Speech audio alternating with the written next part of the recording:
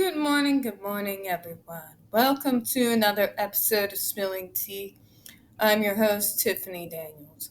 We're taking another break from the mainstream coverage of the overturn of the FDA ban of the GEDs used at the Judge Rotenberg Center to go once again back into some local coverage where they actually live.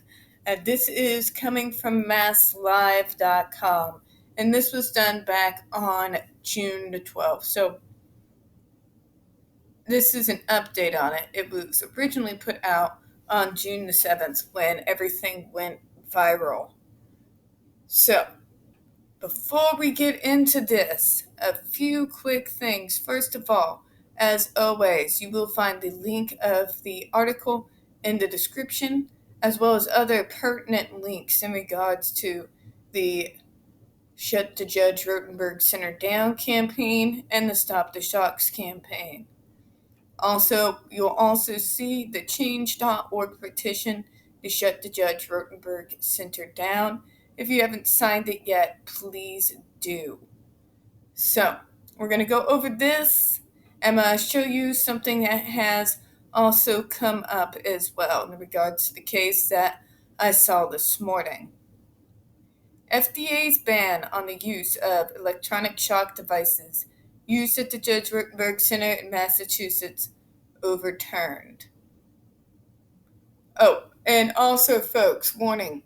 When we are talking about the Judge Rotenberg Center, you will hear vivid descriptions of, and sometimes actual video footage used in the 2012 trial of people with disabilities being tortured and abused. If you have young children present, please use your headphones. It is also stupid o'clock in the morning. As always, during my work week, gotta love call center hours.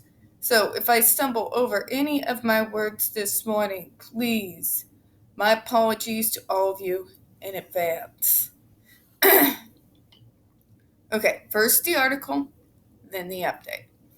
A federal appeals court has overturned the U.S. Food and Drug Administration's ban on the use of controversial electric shock devices used at the Judge Rotenberg Center.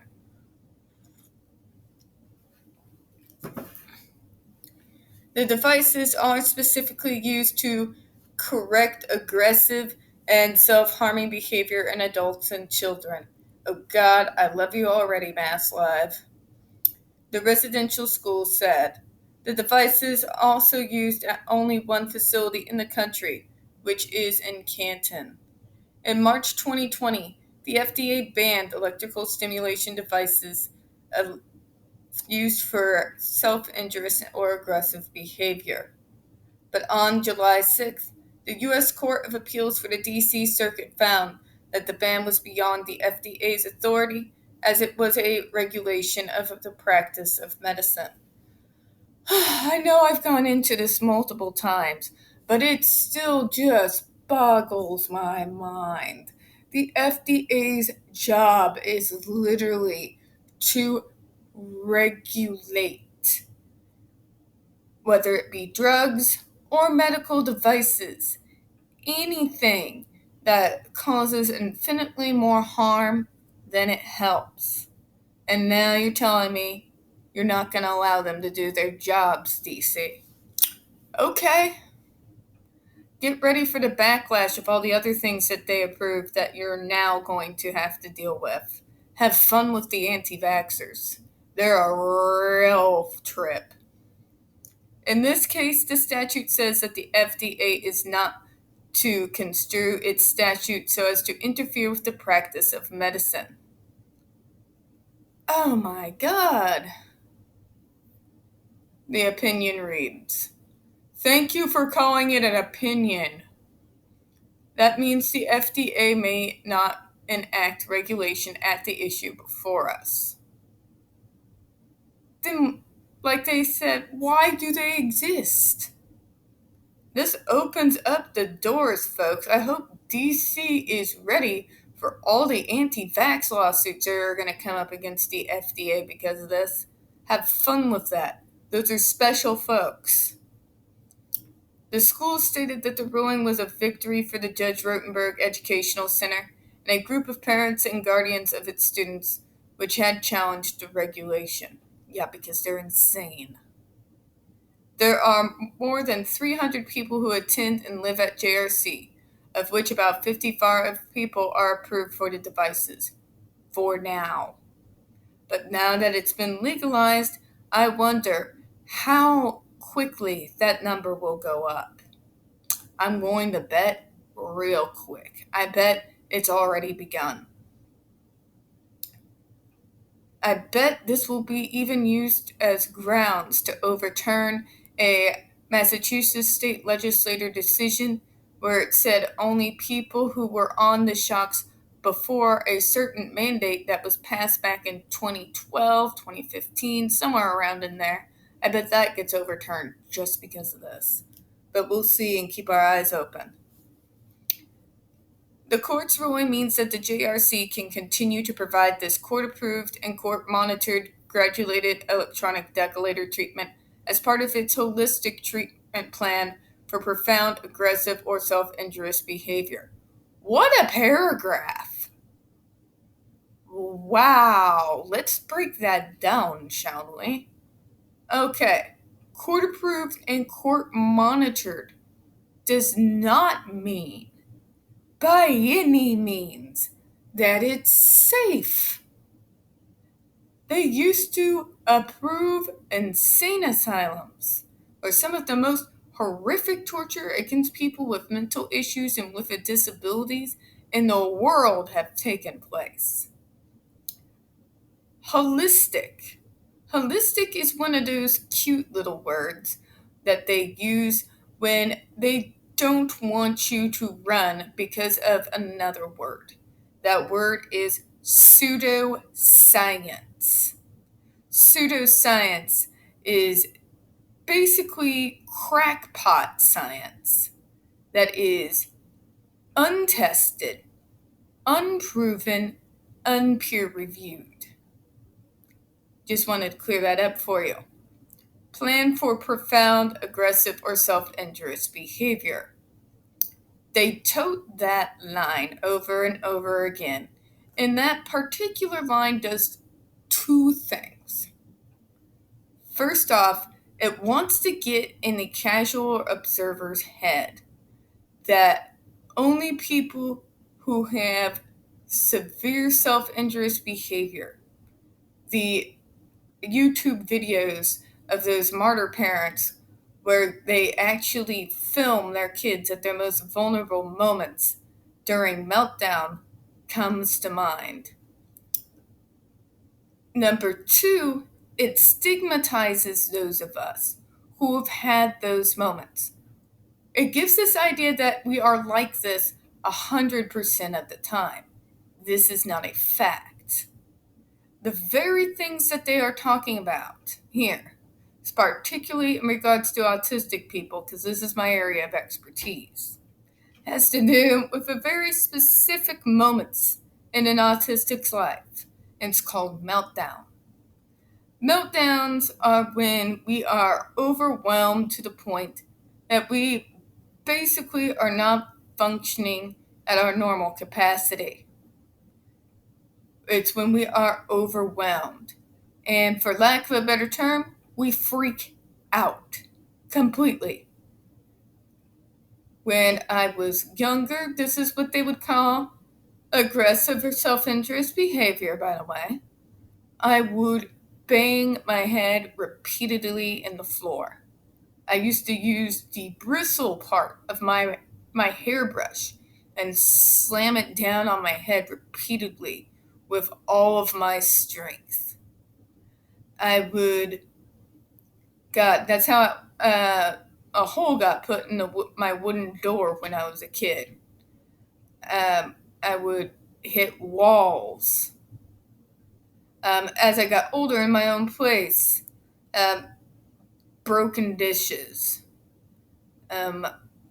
holes in walls, things of that nature. It took a while for me to be able to know myself enough to know when a meltdown was coming on and how to isolate myself in a in an area accordingly so that when I did blow my lid, when it was a foregone conclusion, I would do the minimum amount of damage to myself or the surrounding area.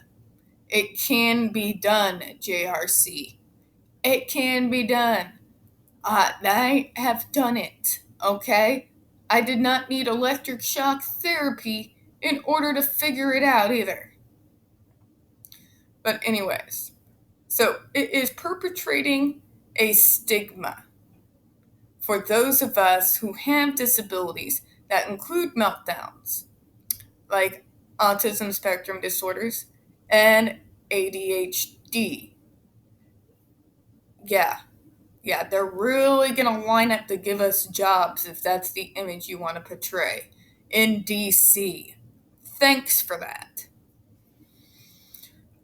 Okay, moving on. The GED is a treatment of last resort, and its recipients are at risk of grievous bodily harm or even death without it. Interesting statement here. They always say it's last resort, but how is it a last resort when it is the first thing you do the first time a student gets out of their seat without permission? That's not a last resort. Did you tell the student to sit down? No. Did you threaten some kind of consequences, such as maybe a little less downtime? Like when I was really young, no recess if you don't behave. Yeah, you went straight for the freaking remote control to shock them. That is not a last resort. I think we may have another term for my wonderful series of that word doesn't mean what you think it means, just for these people. They talk about grievous bodily harm and or death, which is ironic for them to say, because their methods has caused the death of 6 people. 6 people are dead. Many others have been incapacitated for life. We're not even going to talk about the massive psychological trauma that they have perpetuated on these people. But moving forward, with the treatment, these residents can continue to participate in enriching experiences, enjoy visits with families, and most importantly, live in safety and freedom from self-injurious behavior and aggressive behaviors. How about living in safety and freedom from you people? You ever think about that? Does nobody ever think about that? Because I would rather live in freedom and safety as far the hell away from these people as I can get. I'm just saying. But let's move on. Okay. I have read this JRC's Parents Association stupid comments ad nauseum already. I'm not going to read it again because every time I do, it makes me want to punch something. But guess what, JRC? I live in Missouri. There's not a damn thing you can do about it. Thank God.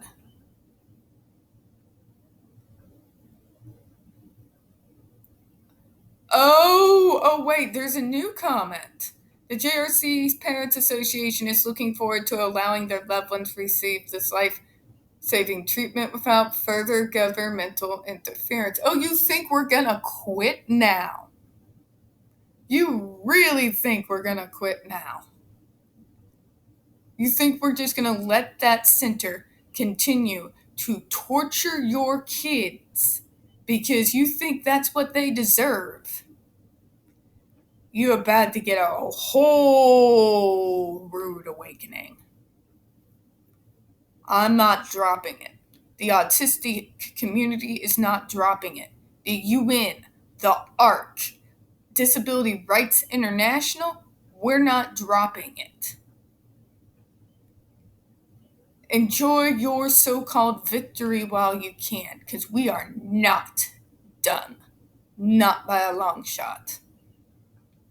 Attorney Max Stern, who represented the parents and guardians of JRC, also said, "No treatment has otherwise worked." Oh, let's talk about those other treatments, shall we? Let's do food deprivation, sleep deprivation, pinches, slaps, kicks, hits with spatulas, restraint. I could go on. You want me to go on? You want to know why those other treatments don't work? Because behavioral interventions for neurodevelopmental disabilities do not work, you idiots. It's not a behavioral disorder. It is a brain thing, okay? It's a brain difference, not a behavioral difference. My God, how people this retarded are allowed to practice medicine or practice law. I have no idea. Oh, now they're going to do the victim blaming thing. Okay. A client of ours is a woman who hit her head against the wall so many times that her retinas were detached, he told MassLive. It was not until she went to multiple various institutions, not until she got to the JRC and got this treatment, that she was able to get this behavior under control so she could have surgery to make it possible for her to see again. Okay, let's play devil's advocate here. Okay. Say it is a severe consequence due to self-injurious behavior. Okay, Sherlock, did you ever look into why she was doing that? No, because you idiots just assume that's just the way we are. We're just going to self-harm for no reason. It's called cause and effect for a reason, dumbass. We don't just look to hurt ourselves, okay? There is always an outlying factor. Perhaps, instead of seeking to torture someone, you would do the homework and the due diligence needed to figure out what is it that's triggering the behavior,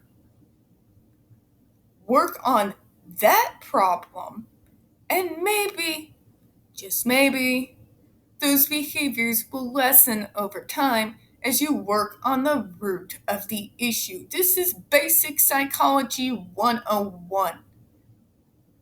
You people are supposed to be doctors. Seriously?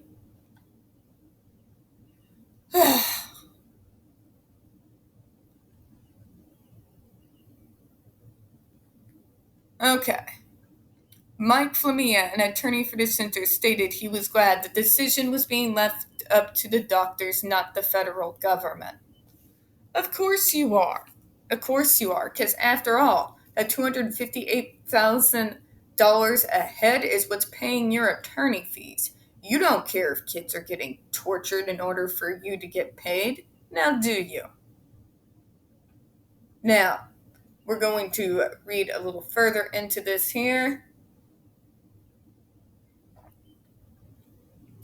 Mike Flamia, an attorney for the center, stated he was glad the decision is being left up to the doctors, not the federal government. The devices, however, have had a history of controversy. The facility introduced these types of devices in the 1980s, Mother Jones reported.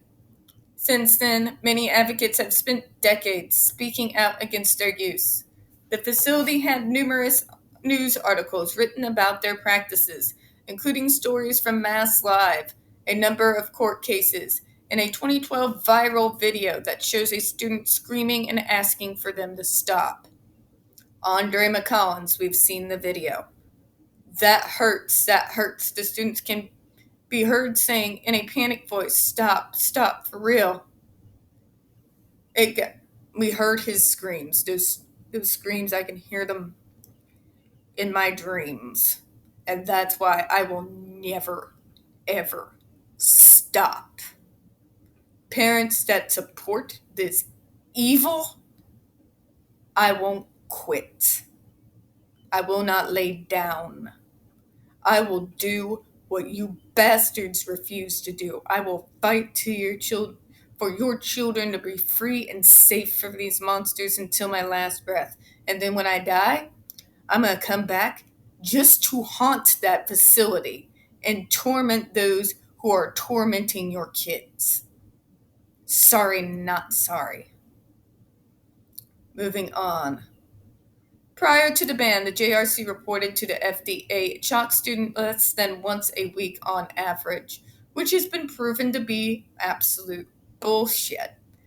They shock them all the time for the smallest of infractions, for any show of self will, any show of anything that is not being completely obedient and subservient to the staff there, they shock them. We have documents proving this. So, yeah, you're full of shit, JRC. The FDA ruled the devices cause a number of significant psychological and physical risks, including worsening of underlying symptoms, depression, anxiety, post traumatic stress disorder, pain, burns, and tissue damage. Thank you. Since this ruling, disability justice attorney Shane Neumeyer wanted Massachusetts to work with patients and their caregivers to find community-based options outside the JRC. They should be finding people places in the community where they can live independently, Neumeyer said, where they can get past this and receive services with their families and friends. Amen. That's what we do out here in Missouri, by the way. Yes, in backwards Missouri. Yet, we are one of the leading states in the country when it comes to focus on what we like to call interdependent living. We focus on circles of support out here. We focus on not necessarily group homes so much as assisted living homes, where folks live in their own apartments but do have staff that comes in about once a week, and they have their services as well. And it has worked brilliantly. So, Massachusetts, next time you want to call Missouri backwards, we're not the ones electroshocking and torturing our disabled. Now are we? Moving on. Advocates also previously told MassLive they wanted more than just a ban, especially from the state. A ban will do nothing to undo decades of torture that people confined to the JRC have had to suffer through until now, said Lydia Brown, Director of Policy, Advocacy, and External Affairs for the Autistic Women and Non-Binary Network. And Massachusetts has a responsibility to make reparations to the survivors. Damn right they do. Okay, folks. So we went ahead and covered that, and I promised you there would be an update. This is some of the action steps that we have on the agenda right now. So I'm going to go ahead and get them pulled up. This came to me via Isn't Jen. If you're not following her on Twitter, please do. She's getting some pretty decent information in regards to this case. So, give me just a moment here.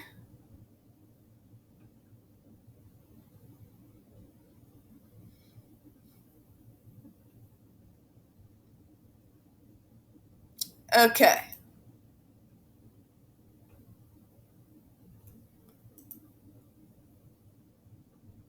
Here we go. So the Massachusetts bill H225 will put an end to the Judge Rotenberg Center using electric shocks on disabled children and adults. So again, folks, we're trying to attack this one more time through the Massachusetts state legislature. So let me go ahead and pull up the bill here. If she hasn't already linked it, we'll check and then we'll pull it up via Google. Okay. So, of course, she's saying here, please vote to support H225. If you guys are anywhere in Massachusetts, please. I've got my dad folks, my Aunt Lois, and my cousins. I'm going to be getting a hold of them about this here in a little bit, probably once they're more awake. Okay, so let's pull up this bill because I'm lazy. I'm going to control copy. And we are going back here. Also, folks, I'm going to include this in the description as well. Please share it around. Okay, here we go. Loading, loading, loading, loading.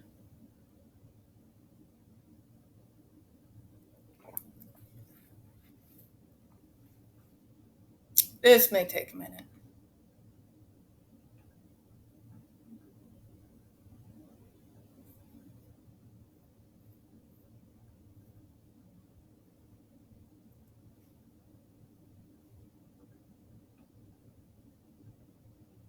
Okay, here we go. Okay, so this is an act regarding the use of adversive therapy by Ms. Gregory of Marlborough, a petition accompanied by Bill House number 225 of Danielle W. Gregory and others for the legislation to prohibit the use of procedures which cause physical pain or deny a reasonable humane existence to persons with disabilities, children, families, and persons with disabilities. Again, I'm going to make sure to link this for you so that you are able to go ahead and spread that around to anyone you know out in Massachusetts. Also, for those of us who are outside of Massachusetts, please send this around, build some awareness to it. We're going to need this scrutinized. We're going to need national and international pressure, all eyes to the front, as it were, to make sure that for once in their freaking existence, Massachusetts does the right thing by its disabled population. So, that link is going to be in the description as well. And with that note, we're going to go ahead and close out for this morning. Now, as always, folks, we don't get very many views on this channel.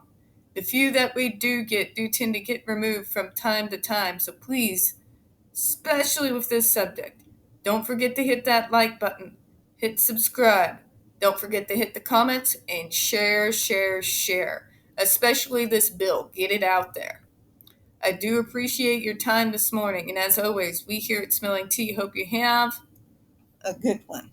Bye-bye.